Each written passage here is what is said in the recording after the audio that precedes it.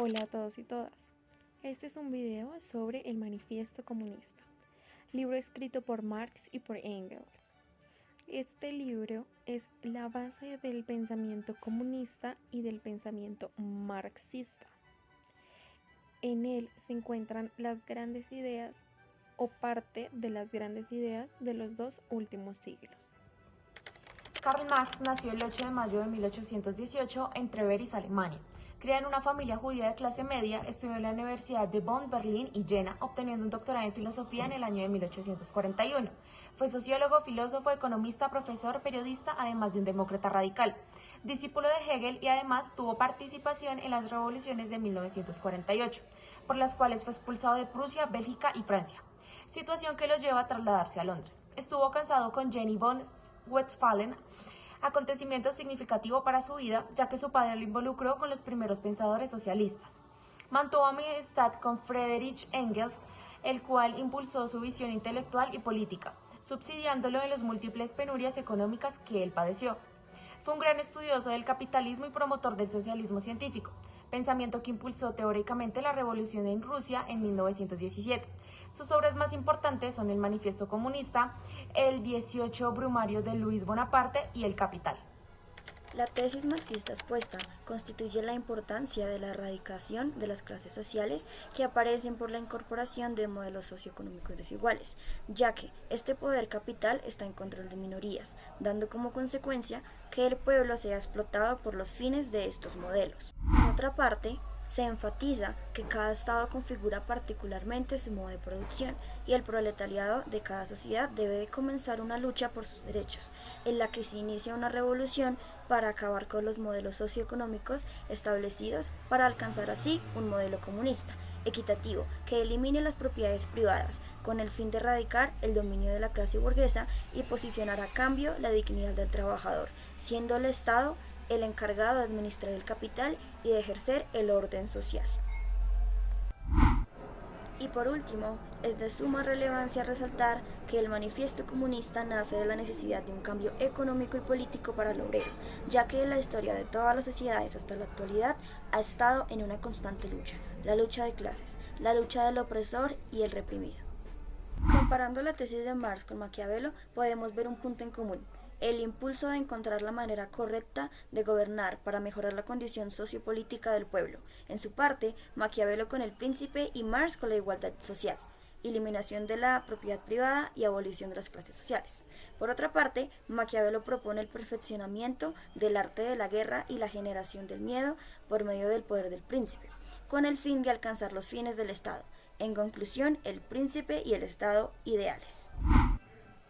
Friedrich Engels es de suma importancia para este texto, debido a que junto con Karl Marx formaron las bases del comunismo y junto con sus obras influenciaron todo el pensamiento de Lenin, como se ve reflejado en El Estado y la Revolución, el cual lleva una línea continua y agrega más factores a los temas que se tratan en ambos escritos, como la lucha de clases, los privilegios de la burguesía, el Estado, la democracia, la revolución violenta y la desigualdad dentro del sistema capitalista.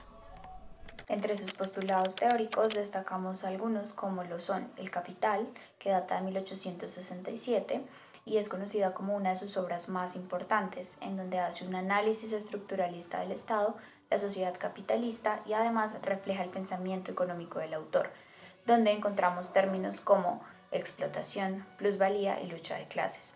También es de suma importancia el 18 Brumario de Luis Bonaparte de 1852. Este como caso de estudio que para el autor sirvió para enfocarse sobre su materialismo histórico, estudiando los fenómenos políticos y procesos históricos. Adicionalmente está la obra de la tesis de Feuerbach de 1888. Estas son 11 notas que forman una crítica a las ideas filosóficas de este personaje y relaciona la crítica hacia el idealismo y el materialismo idealista, con una aplicación práctica, material y política.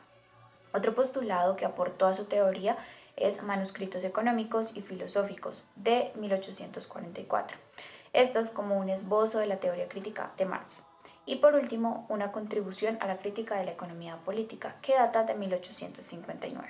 En las ideas fundamentales y el impacto que éstas han tenido, encontramos que, por ejemplo, la lucha de clases dentro de las sociedades capitalistas es una idea que ha tenido un gran impacto dentro de la historia del siglo XX de algunos países. De hecho, han inspirado revoluciones con el objetivo de derrocar a personajes pertenecientes a una élite o un mal gobierno, para quitarles el poder político, como por ejemplo en el caso de Cuba, Rusia y China. Esto porque Marx nos dice que el proletariado empieza a adquirir una conciencia de clase, que hace que se dé cuenta de las contradicciones históricas y se rebele, entendiendo que esta lucha pertenece a dos divisiones, la burguesía y el proletariado. Además, esta lucha de clases conlleva una revolución proletaria, que será la encargada de cambiar el modelo de producción capitalista y por ende la explotación y la alienación de la clase social trabajadora.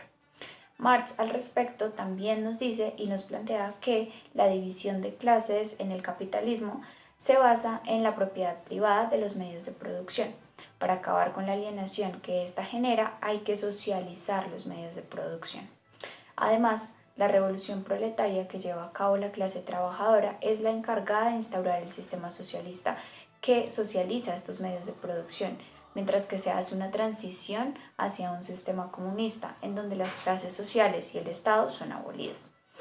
Además, la forma como se ha escrito la historia de las sociedades ha hecho que el discurso y las ideas de Marx aún estén presentes en discursos políticos y también en las críticas de muchos. Por ejemplo, las crisis económicas que hemos vivido han demostrado que el sistema neoliberal y el libre mercado ha generado una gran desigualdad, exorbitando entre las sociedades unas grandes desigualdades que actualmente han sido muy difíciles de eliminar. Sin embargo, cabe recalcar de que a pesar de que se han llevado a cabo diferentes revoluciones, han habido estados con políticas en base a esta ideología que nos plantea Marx, no ha habido un país que tenga en general un sistema que haya llegado al comunismo.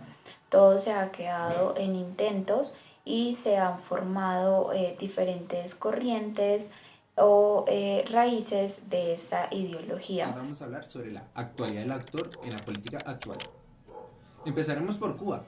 El día 1 de enero de 1959, día que se considera como el triunfo de la Revolución Cubana. Tras esto comenzó un régimen comunista bajo la presidencia de Oswaldo Dotricos. Sin embargo, Fidel Castro tenía más poder como primer ministro. En un principio, Castro negó que su revolución fuera de corte marxista-comunista, pero ya en su mandato expropió varias hectáreas de tierra y varias empresas internacionales, acto que le brindó acercamiento con la Unión Soviética. El problema de esta alianza radica en la dependencia económica que Cuba desarrolló, en donde el intercambio principal era el azúcar por petróleo, pero todo se vino abajo en 1991, cuando la URSS se disolvió y así Cuba, y al igual que otros países comunistas, entró en una gran crisis económica, tras perder a su máximo aliado. Sin embargo, Cuba se considera actualmente como una democracia popular y una dictadura por muchos politólogos con un único partido, el Partido Comunista de Cuba. Ahora nos vamos al continente asiático. Vamos a hablar sobre Laos. Laos se convirtió en un país comunista en 1976, después de la revolución apoyada por Vietnam y la Unión Soviética. Su gobierno está en gran parte dirigido por generales militares que apoyan un sistema de partido único que se basa en ideales marxistas. Siendo Laos el sistema político más cerrado del mundo después de Corea del Norte, Laos está empezando a cambiar y ha sido fuertemente influenciado por la democracia occidental, tanto a través del turismo como del comercio. Muchos aspectos de los negocios y la cultura han cambiado en este país en las últimas 3 décadas, por lo que es decisivo cuestionarse si Laos es verdaderamente un estado comunista, cuando existe una bolsa de valores y un sector privado que contribuye al mayor crecimiento económico de este país, expandiéndose rápidamente para ser la gran parte más productiva de la economía de Laos. Aunque se está gobernado por un partido comunista desde 1988, se permitían algunas formas de propiedad privada. Sin irnos tan lejos, vamos a hablar sobre Vietnam. Tras las sucesivas guerras que dejaron al país en ruinas y después de la muerte de Le Duan, en 1986 el Partido Comunista de Vietnam, país que cuenta con un sistema de partido único, adoptó unas políticas económicas con una orientación de socialismo de mercado, llamadas Doi Moi, renovación.